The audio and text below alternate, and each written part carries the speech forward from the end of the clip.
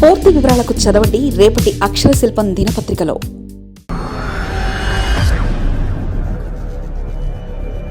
భారతీయుల కలలు ఇంకాస్త కష్టంగా. అమెరికా అధ్యక్షుడిగా డొనాల్డ్ ట్రంప్ జనవరి 20న ప్రమాణ స్వీకారం చేయనున్నారు. అందుకోసం దాదాపు 2 నెలల టైం మిగిలి ఉంది. ఈ నేపథ్యంలో అలా అమెరికా పీఠంపై కాలు పెట్టబడుతున్నాడో లేదో అంతకంటే ముందుగానే అమెరికన్ భారతీయుల పిల్లల పౌరసత్వంపై డొనాల్డ్ ట్రంప్ భారీ నిర్ణయం తీసుకుంటున్నారు. అమెరికా అధ్యక్షుడు డొనాల్డ్ ట్రంప్ వచ్చి రాగానే భారతీయులకు భారీ షాక్ ఇవ్వబోతున్నట్లు తెలుస్తుంది.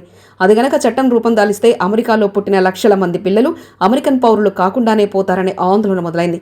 కొత్తగా తీసుకొస్తున్న గ్రీన్ కార్డ్ రూల్స్ ముసాయిదా ప్రతిపాదన ప్రకారం అమెరికాలోని చట్టబద్ధమైన వలసదారులకు పుట్టబోయే పిల్లలు ఆటోమేటిక్ అమెరికా పౌరులుగా మారాలంటే తల్లిదండ్రులు ఒకరు ఖచ్చితంగా చట్టబద్ధమైన శాశ్వత నివాసై ఉండాలి. కానీ అలా కాని పక్షంలో ఆ బిడ్డ అమెరికా పౌరుడయ్యే అర్హత ఉండదు. ఇప్పుడిదే అమెరికాలో ఉంటున్న భారతీయులకు ఉలికిపాటుకు గురి చేస్తుంది. తాజా గణాంకాల ప్రకారం అమెరికాలో దాదాపుగా 48 లక్షల మంది ఇండియన్ అమెరికన్లు ఉన్నారు. వారిలో 34% మంది అంటే 16 లక్షల మంది అమెరికాలోనే జన్మించారు. అందువల్ల వారికి జన్మతః అమెరికా పౌరసత్వం లభించింది.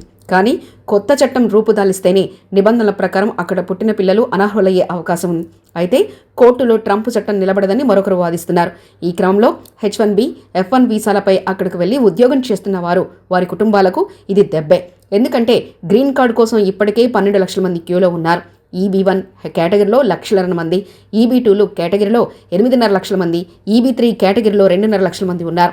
గ్రీన్ కార్డు కోసం అప్లై చేసుకున్న వారు 6 లక్షల మంది ఉంటే వారిపై ఆధారపడ్డ వారు 6.5 లక్షల మంది ఉన్నారు.